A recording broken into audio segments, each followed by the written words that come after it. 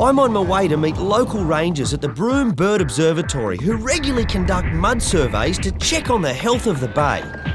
It might not sound glamorous, but it's essential to monitor invertebrate numbers. Roebuck Bay is renowned worldwide for its shorebirds, but its success depends on so many factors, both here and overseas. We need to know that the bay is producing enough food to support the many wading shorebirds that arrive here from breeding grounds thousands of kilometres to the north. G'day, I'm Tim. G'day Tim, Luke. Luke and Jason are Yaru, the traditional owners around here. They work with Bonnie on these surveys for the Western Australian Parks and Wildlife Department. I do, mate. Where are we headed? Just down onto the mud flats, mate. Beautiful. Can I carry something? Yep, you can grab that and I'll grab these two.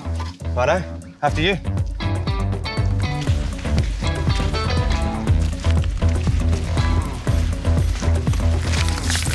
What are we actually doing today, Luke? So today, Tim, what we're going to do is we're going to walk out onto the mud about 100, 150 metres, get some samples, some mud samples. And what that does is it gives us an idea of the biodiversity within the mud. Which is all the little living things in there. Yeah, all the little macroinvertebrates within the mud that the birds, that the migratory shorebirds feed on here. Yep. And so I know the shorebirds well, and they've all got different length bills, so I guess that in that mud there's going to be different layers and different organisms? Yeah, definitely. If you look at the core here, you see we've got a notch marked out there that indicates the length of the longest bill of the shorebird here. Yeah, what's that? That's about 20, 25 centimetres, and that's probably the bill of the eastern curlew. Eastern curlew? Yeah. Yep. And whatever's in that will give us an idea of what the birds are feeding on and how the bay is. And what's the feeling at the minute? That the bay's pretty healthy? Is everyone happy with it? Yeah, I think it's pretty healthy. We're still getting a good influx of birds coming in and feeding off the mudflat. So, it still looks pretty good. You've got a good influx. You've got one of the best assortments of waders in the world. Yeah, that's it. I think over 300,000 birds fly in annually. And they've got a lot of pressure throughout the world, so it's nice they come here and there's management and they're safe. Grabbing samples has to be done at low tide. Once the water's gone out, there's a massive area to collect from. We're on light. So that's the spot. What do we do now? We'll collect some samples. Yep. So each sample consists of 6 cores. So 6 of these cores will make 1 sample. Okay. So this is the dirty bit? Yep, this is it. And then we head back? And we head back and we go back to the Broome Bird Observatory lab where we sort through the samples. See what's in there? Yep. Righto, I'm going to follow you. I'll go as deep as you go.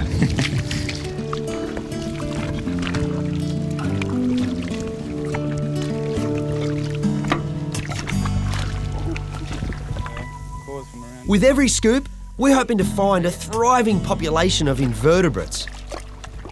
From this, it can be determined whether there is enough food for the migratory birds when they arrive from the north. If the numbers ever get critically low, it's hoped that practices can be worked out that will boost the population. 1 mud sample. There you go, mate. Oh, there's a few little things in there. Stuff, Tim. We'll have to get you out here more often, I think. Hey, anytime. So you get rid of most of that mud, hey? Try and keep the organic stuff.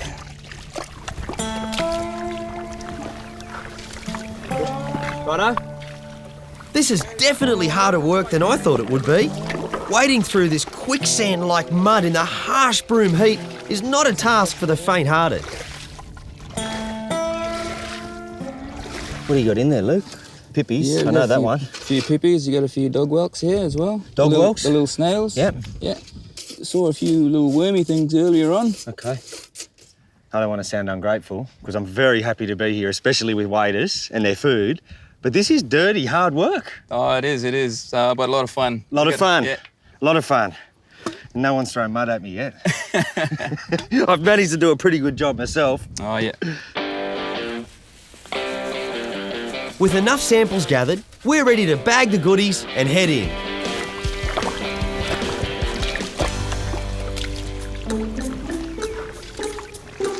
Back at the observatory, and after one more thorough clean, it's time to see what we've got. Mud holds together. What are we mainly seeing in here? So out of these samples, we're looking for the dog whelks. Yeah, plenty of them. Yeah, these big The pippies, the big ones, and there's a couple of small ones in here as well. Yep. I'm pretty sure I saw. This here? Yep. Yeah, those wormy things. And this is good bird tucker. Oh yeah, birds love it. Looking out over that mud flat, we sampled quite a bit of mud, but in a very small area, and you've got kilometres and kilometres of it. So that's lots of bird food for a healthy population. Yeah, during our big spring tides, over 190 square kilometres of mud flats exposed. Full of that. And that's just a small sample of what's out there. It's no wonder it's one of the world's greatest shorebird spots. Yeah. Yep, definitely. All of the live samples will now be bottled and sent for processing. Now we know what the bay has to offer on its gourmet menu. Who are the dinner guests? For me, this is definitely one of the most amazing sights in nature. It's the high tide roost. Literally thousands of waders have congregated up here on the northern beaches of the bay. Just down there is a group of 2,000 to 3,000 migratory waders. There's godwits, dowitches, knots, sandpipers and sandplovers. As the water comes up, they preen, digest their food and rest. And when the tide goes back out, they'll go with it and begin to feed and gorge themselves all over again. They come together in their thousands because there's safety in numbers. Predators up in the sky will easily pick off a lone bird. Each of the 300,000 waders that visit here are feeding and fattening up in readiness to continue one of wildlife's great migrations. This is just one stage in an amazing journey these birds make every year. 35 species start their migration south in China, Siberia and Alaska, many of which fly 12,500 kilometres and end up here at Roebuck Bay. There's one there. He's a godwit. A few short weeks ago, he would have been devouring insects that bloom in their billions in the brief Arctic summer. Like all of these birds, they'd have built up a fat reserve, almost doubling in weight. That provides the fuel needed to migrate the massive distance to the southern hemisphere. Some fly 10,000 kilometres non-stop. Can you imagine that? Others choose to stop off along the way, and therein lies a problem. Migratory birds use what are known as flyways. There are 8 of them around the world. The birds here in Roebuck Bay have arrived via the East Asian Australasian flyway, and that stretches all the way from the Arctic down to Tasmania. For the ones that have to stop off and refuel en route here, it becomes a treacherous endeavour, and it's getting worse. 6,000 kilometres north of here lies the Yellow Sea. That separates China and South Korea, 2 of the fastest growing economies on Earth. Unfortunately, history tells us growing economies aren't good for wildlife. And in the case of the Yellow Sea, where well over 600 million people live in the river catchments that drain into it, industry, agriculture and urban development have devoured vast expanses of mudflat where migrators once fed. Around 50% of all intertidal areas have been destroyed, and many believe that to be the single greatest threat to migratory shorebirds that would otherwise arrive here at Roebuck Bay. Back in 2006, a 33-kilometre seawall was completed on the west coast of South Korea that completely obliterated 400 square kilometres of tidal mudflat. The Yellow Sea was a staging site for at least 1/3 of the world's population of great knots, quite a few of which are right there. But since the seawall's construction, at least 20% of them have disappeared, killed by man's ongoing destruction of wildlife habitat. And the scary thing is the land grabbing in the Yellow Sea continues to this day. It's all very concerning, but as I found today, there's still plenty of birds to see. It's hard to imagine some of these birds travel 25,000 kilometres each year. That's the equivalent distance from Earth to the Moon over a lifetime. But it's the start of life's journey that's the hardest. The Siberian spring kicks into gear with a flourish of life. It may only last a few short weeks, but when the insects come out, it's a feeding frenzy for the chicks who need to fatten up in readiness for the great flight south. Because the parents have a tight schedule to keep, It doesn't matter whether you're the smallest or the largest. Once you're able to fly, you're going to be left to your own devices. If they don't get back to their non-breeding areas like here in Roebuck Bay to molt and feed, they won't be able to make the journey back north to breed next season. As for the chicks, they start their journey a little later than the adults before the breeding grounds freeze over.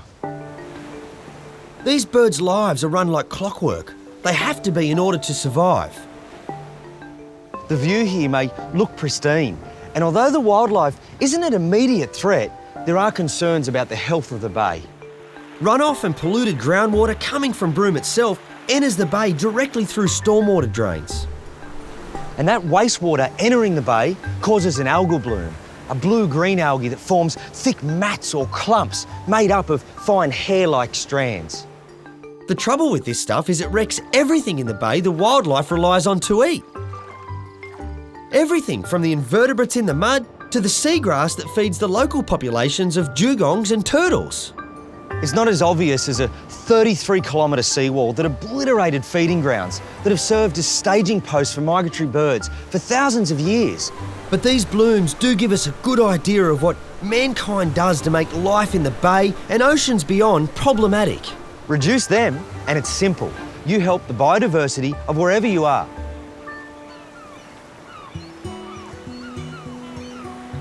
Surprisingly, the bay itself is not protected. There's no national park status as yet. There isn't even anything in law to stop development along these shores. Increased human activities will have a detrimental effect. Shorebirds are impacted by our disturbances. Recreational activities, agriculture and industrial growth are amongst the most worrying. The bay isn't only home to thousands of shorebirds. Now that the tide has come in, the biodiversity has exploded as marine life returns from the sea.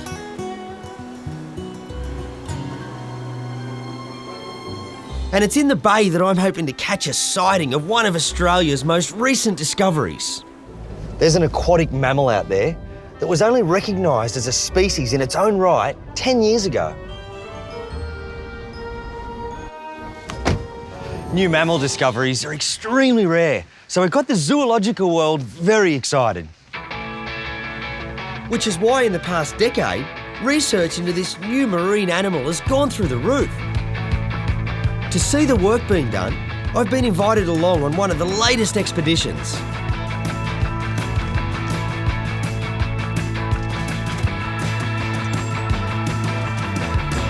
WWF actually thought, well, we need to know more about this species because basically nothing's known about it. Yeah, sure. Alexander is from the World Wildlife Fund. They're collaborating with other organisations and leading research into the Roebuck Bay population of snubfin dolphins, or snubbies as they're commonly known. We came out here, we started helping researchers from the ANU and then Murdoch University, and now with Yaru. I've gone and actually looked at all the different types of dolphins in the bay, the individuals, and through taking photos of the particular fins, we can identify individuals, and then after that we've determined there's about 130, 140 in the bay, which is great. And what makes Roebuck Bay so attractive to the snubbies? Yeah, that's a really good question. Roebuck Bay is an incredible place. It's got 300,000 shorebirds come and actually visit the place because of all the food in the mud.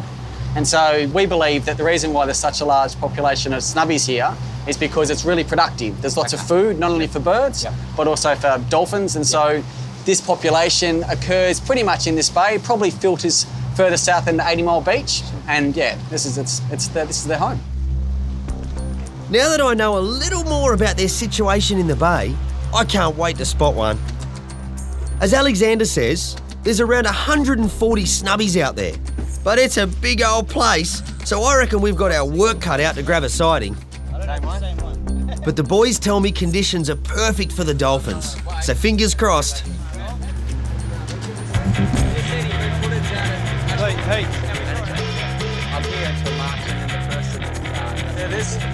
There's at least two out there. Is there? There's a couple over here. There we go, they're just loafing out here. There's some out there? Yeah, there's two out here. Our first sighting. Wow! Snubbies are scattered along Australia's northern shores. often playing in small groups, just like this lot. Even though they were only discovered a decade ago, it's not like they've just moved in. Up until then, sightings were thought to be of the Irrawaddy dolphin that's common in Southeast Asia. Some scientists in Queensland went out there and realised actually they have different colours. They've got 3 shades of grey on them effectively, and they went and took some genetic tests, and sure enough, they're an endemic Australian dolphin. Even from here, you can see how they differ from other dolphins. Their dorsal fin, which is much smaller, is where they get their name from, and it sits further along the back than other dolphins. It also doesn't have much of a snout compared to the common bottlenose. The snubbies we're seeing are just loafing on top of the water, and the boys say they've been out feeding, and when they come in now, they loaf around. We don't go too close with the boat, but as soon as they see us, they tend to head off slowly or dive.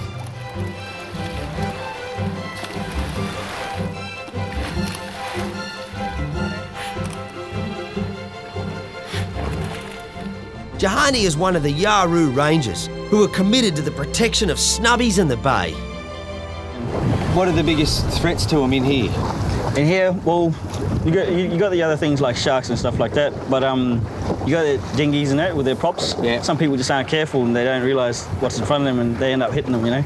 But that's a big problem. Yeah, it is. Yeah, but I mean, we don't get many reports, but I guess no one's really going to report it. And they might even know. Yeah, and they don't even know that they've done it, you know. So they can deal with sharks and crocodiles, but a boat propeller? But a boat propeller is a bit different, so it's just a matter of people being careful, you know. And to you, why is it important to protect the bay or protect snubfin? I guess because they're quite rare.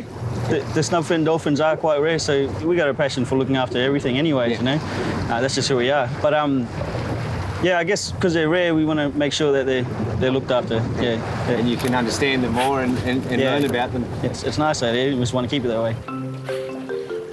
When the snubbies are feeding and playing, they're oblivious to the dangers around them, which is why, as the bay becomes more and more popular with leisure boats, strikes are on the increase. Injuries from these encounters are evident on some of the dolphins around us today. There's a greater threat to the snubbies out there, more so than sharks or even someone's propeller. Probably the biggest threat to coastal dolphins is commercial fishing, gill net fishing. One of the great things that's happened in this bay was last year they actually banned commercial fishing, and so that should effectively protect this dolphin. There are plans to make the bay a marine park. Still some time off, mind you, but once that happens, the whole ecosystem will benefit. This place is on the National Heritage Register and was even recognised back in 1971 as an internationally important wetland. In my opinion, it's imperative the marine park status is approved as soon as possible, not just for the dolphins, but all the animals that call the bay home. So it seems like there's a lot of good science happening here, and a lot of good management from locals. Yeah. And that means the dolphins will be around for a long time to come. Absolutely. And so the great thing is that the Yarroo country managers are actually out here every month doing their surveys, and so they're having a good look at where these dolphins are, how their population is going. And one of the interesting things about this dolphin is it's in such relatively small numbers, 140 animals. We'll actually start seeing them decline if they do, and that'll give us an indication that something's going wrong in the bay.